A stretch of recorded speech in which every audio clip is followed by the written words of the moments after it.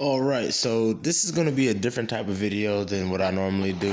I figured I'd switch it up because obviously there's more to life than the movement.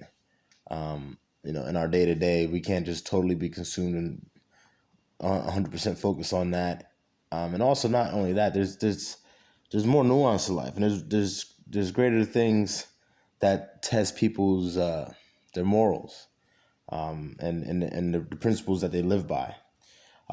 So as you can see on the screen, it says death penalty, the verdict, life sentence.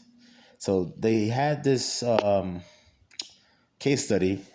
I'm not even sure if it's actually called a case study. They have these volunteers who are pretending to be jurors, and they are given a case which is based off a real case, and then they have to ultimately decide whether they're going to give the person life or the death penalty. And I'm doing this video to give you my stance on capital punishment and why. Obviously, I'm going to disclose, my principle stance, and then the morals that I have with that or aligned to that. All right, so I'm going to play this so that way you get a little bit of the backstory, and then I'm going to go in. Oh, sorry. Classmate. We should be. Talk amongst yourselves and deliberate in order to reach a unanimous verdict. Are we ready? Yeah. Anyone nervous? No. We should be. Why are you laughing? The defendant, an 18-year-old high school senior, walked into his school and began to shoot innocent classmates with an automatic rifle. By the time police apprehended the defendant, 4 of the defendant's classmates were killed and 12 were injured. He was tried as an adult and found guilty of premeditated murder. It is your duty to use your moral compass and intellect to decide on a unanimous decision. Life sentence or death sentence. Your time starts now. All right, so I'm going to go in a roundabout way to tell you my thoughts on this. Initially, obviously, it's like, damn, this kid just killed 4 people and injured 12 other people. Like, he got to go. You know what I'm saying? He got to go. We can't keep this man around. He has to go. But you'll get the argument from a lot of people saying that another reason that he should go is because when you give people life in prison, you literally pay for them for the rest of their lives, and people don't want to, spend their tax dollars towards that. That's something that you hear a lot too. So we should execute them. But to that, all I say this: first and foremost, if we put them on, say you're going to execute them, people are on death row for years, sometimes for years. So you're still going to wind up paying anyway. That's number one. Number two, I am against the death penalty in this country as it is. Meaning, I'm not for the state, i.e., the federal government, deeming whose life they can take and or not and not take. Mainly take. Because I think it's a very slippery slope with that. I don't like giving the government too much power because for the most part, I don't trust the government. And nor should anyone trust the government,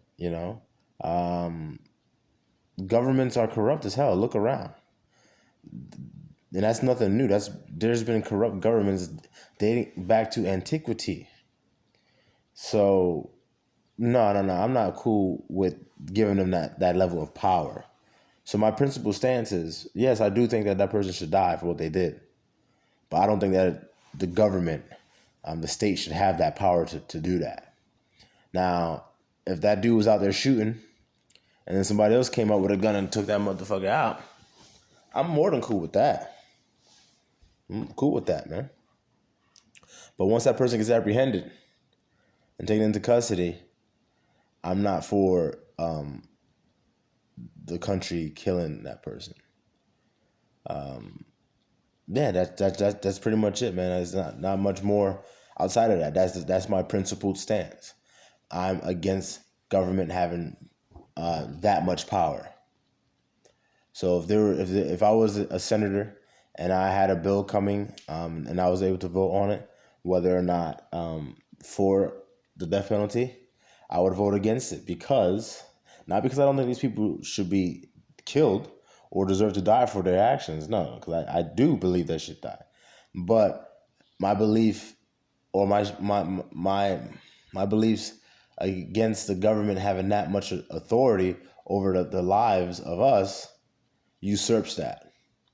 You see? So, and I'm going to try to analogize this to other things as well in life, because you can see how I broke that down. It's conflicting because, yes, I think the person should die for what they did. But my principled stance usurps that first thought of that person should die, because I do not, and I repeat it again, I do not think the government should have the power to kill. No, not us, because then you never know what the hell could happen. You know what I'm saying? They could just start freaking killing based off anything, like the governments have done before. You know, lining people up and taking them out. No, man. Nah, that's another reason why I'm for the second amendment, right to bear arms. You know, the right to bear arms. People try to knock that down all the time. I'm not for that, man. You know, one, the gun is for safety from, obviously the immediate dangers that surround me, and then two, the government, man. And also three, there's militias out there, so you never fucking know what these people might do. So yeah, that's definitely three. Not in any kind of order, but 1, 2, and 3: the government, the militias, and then for just protection and from immediate danger. So yeah, that's another thing and I have a principle stance on that. Again, the principle with the gun is I need something to protect myself from the government. That's my principle stance on it. So in life, when you're talking about them, when you're discussing things with people, you have to ask yourself, do you have a principled stance? Ask yourself, do you have a principled stance on anything? Like, is there anything any way you feel about something, and if I were to ask you to explain it, would you be able to say, this is my thoughts on this, and is rooted in this principle? My principle is I don't think the government should be that damn strong. So that's my stance on that. I hope you guys get what I'm saying. But anyway, that's pretty much all I have to say about that. I'm gonna let this play out just a little bit so you can see how this goes. You guys want to take a quick poll? Sure. Who's for life sentence? Okay. So that's most of us. Do you guys mind sharing? I'd be happy to share. I say a death sentence, and I'm very firm on that. As a sick individual, they could do it again, so you can't let them out. Then what's the point? You made a good point when you said sick individual, and I think the focus should be on making that sick individual get better. Your life doesn't just end because you're in prison. If we gave him that rehabilitation and gave him the chance to change, you never know. Yeah, he could still benefit. So, David... No, David. Nah. There's just certain things that there's no coming back from. I'm not saying that people can't be changed or can't change, because they can. They most certainly can. But like I said, if I were there when it happened and I had a gun, I would kill him. I wouldn't like, oh, well, let me try to apprehend this guy. No, I'm gonna kill him. I would kill that man. He just killed four. Well, he's not a man. He's a kid, but he just killed 4 other kids. He killed someone's babies. He took them away, and tried to do it to 12 other people. So no, he's got to go. But then with the way the system is, once he's in jail and he's gonna be locked up for life, he can change in prison. Yeah, he could change. But people still do great things from prison. You can still write from prison. In prison. You can get your degrees in prison. You can file for appeals. Not likely that you'll get out from it and stuff like that, but you can do it. But then at the end of the day, you still have to live with the fact that you took 4 people's lives away, man. So yeah, you don't get to do that freely. At the very least, like I said, you should just be happy that you're alive. And again, when you bring the Bible into it, obviously, men can't judge men. We're not supposed to judge anyone. But there's also commandments, and it's very plainly written, "Thou shalt not kill." So, someone wants to become a freaking mass murderer, then hey, man, you gotta go. But that's up to the Most High. That's not up to the government. You get what I'm saying? Like everyone in jail, by leading a group or helping people change their mentality, helping them get an education, there's still benefits to a human life. I'm not so much concerned about him as an individual. Emotionally, I 100% agree this person deserves to die. But judgment shouldn't be based off of emotion, just like judges aren't supposed to judge based off emotion or political bias. They're supposed to base off the law.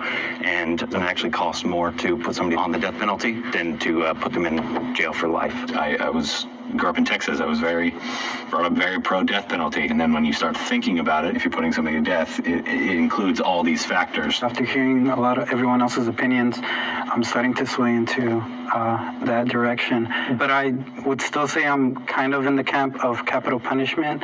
It can serve as a deterrent for people. There's actually no scientific evidence that it does deter. If somebody wants to murder somebody, they're going to do it. It's not like if they go fishing and it says if you fish here, you're going to be murdered.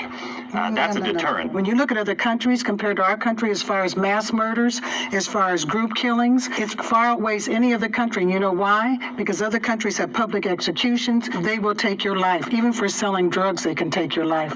So it is a deterrent. I think you're arguing the general cause of the death penalty, though. I'm not going to let this go on anymore that much longer because I really, like I said, I have my principled stance on it. So no matter what these people say, it's not going to sway that. And again, that goes back to being principled. As a man, you should strive to be a principled man. That should be your goal. And if you're not principled, to become principled. But anyway, capital punishment, like I said, the way it's set up right now in this country, I'm not for it because I don't think the government should have that power, that control. I'm against that. I'm against the government having too much power. I don't trust the government, and nor should you. Peace.